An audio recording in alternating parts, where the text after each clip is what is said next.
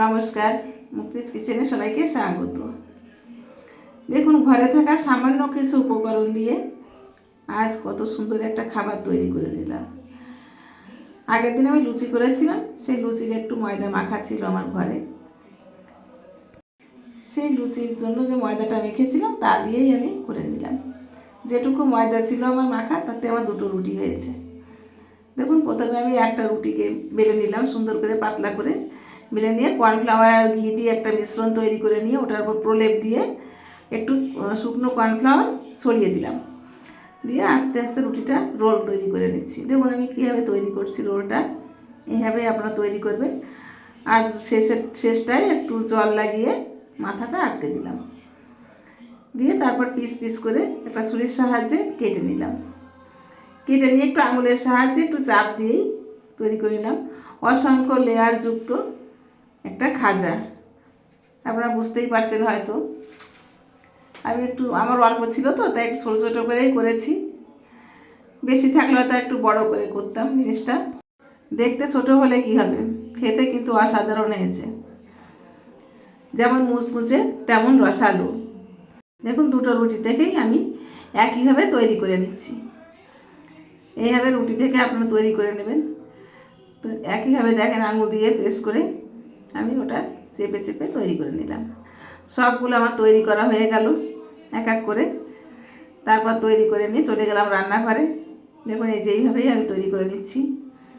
সবগুলো যখন তৈরি করা হয়ে যাবে তখন আমি রান্নাঘরে গিয়ে তেলটা বসিয়ে দেব, আর এক সাইডে আমি চিনি শিরাটা তৈরি করব।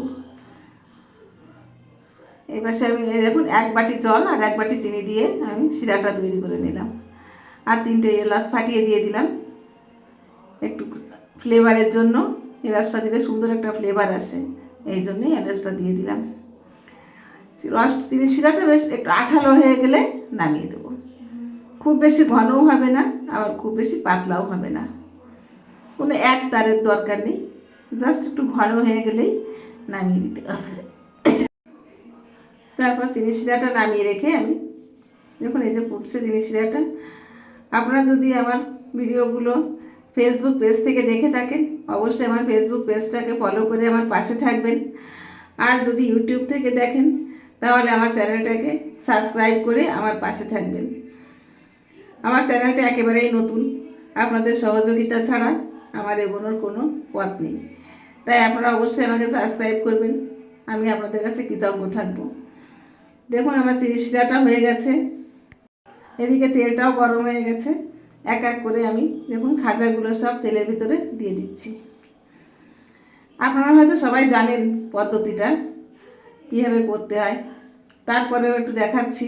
দেখুন, তেলটা অনেক গরম করবেন না, অল্প গরমেই দিয়ে দেবেন। অনেক গরম করে দিলে তাড়াতাড়ি খাজাটা লাল হয়ে যাবে, পুড়ে যাবে, কিন্তু ভেতরটা কাঁচা থাকবে। একটু মিডিয়াম, লো টু মিডিয়াম আঁচে ভেজে নেবেন আস্তে আস্তে করে। আস্তে আস্তে ভেজে যখন দেখবেন লালচে হয়ে আসছে, উল্টে পাল্টে সুন্দর করে ভেজে তুলে নিতে হবে। একটা জিনিস খেয়াল রাখতে হবে, ভেতরটা যেন কাঁচা না থাকে। ভেতরটা যদি কাঁচা থাকে তাহলে ভেতরে রসটাও ঢুকবে না, আর জিনিসটা নরম হয়ে যাবে, মুচমুচে হবে না। মুচমুচে করার জন্য একটু আস্তে আস্তে ধীরে সুস্থে সময় হাতে নিয়ে ভেজে তুলে নিতে হবে। দেখুন আমি কীভাবে ভাজছি, উল্টে পাল্টে। আমি লো আছেই ভাজার চেষ্টা করছি, আঁচটা বাড়াইনি এখনও, কারণ লো আছে ভাজলে জিনিসটা ভাজা খুব ভালো হয়। যখনই আঁচটা বাড়িয়ে দেবো তখন কিন্তু পুড়ে যাওয়ার একটা সম্ভাবনা থাকবে, আর ভেতরটা কাঁচা থেকে যাবে। তা আস্তে আস্তে করে একটু সময় হাতে নিয়ে ভাজছি। এইভাবে ভেজে তুলে নেবেন। দেখুন আপনারা আমি কীভাবে ভাজা করছি। ফেসবুক পেজ থেকে দেখলে অবশ্যই লাইক কমেন্ট শেয়ার করবেন, আর ইউটিউব থেকে দেখলে আমার পেজ চ্যানেলটাকে সাবস্ক্রাইব করবেন। আপনাদের কয়েকটা কমেন্ট আমাকে অনেক দূর এগিয়ে যেতে সাহায্য করবে। একটা লাইক, একটা কমেন্ট আর একটা সাবস্ক্রাইব আমাকে অনেক দূর এগিয়ে যেতে সহযোগিতা করবে। যাই হোক, আমার খাজাটা প্রায় শেষের পথে ভাজা। আর একটু লালচে করে ভেজে নেব, আরও একটু সময় লাগবে ভাজতে।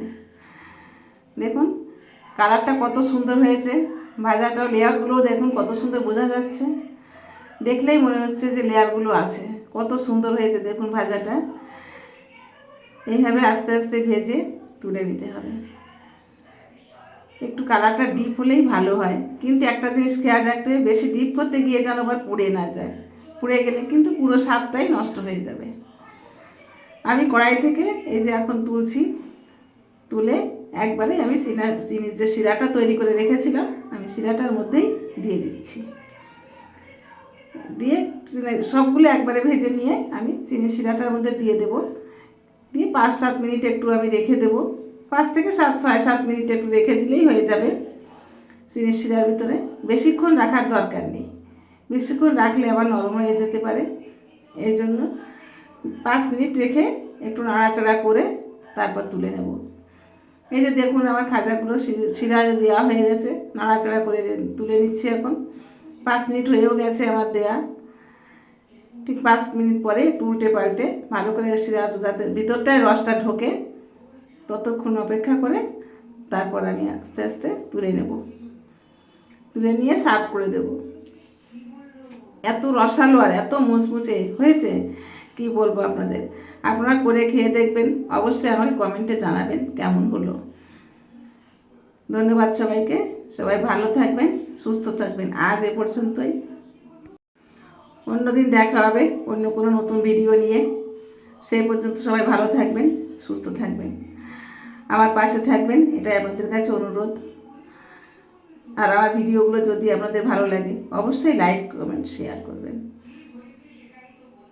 আমার চ্যানেলটাকে সাবস্ক্রাইব করে আমার পাশে থাকবেন। বারবার একই কথা বলছি, তার কারণ আমার চ্যানেলটা একেবারেই নতুন, তার জন্য। এটা করে আমি যাকে যাকে খাইয়েছি তারা আমার কাছে আবার অনুরোধ করেছে খাওয়ার জন্য। আপনাদেরও এটাই মনে হবে।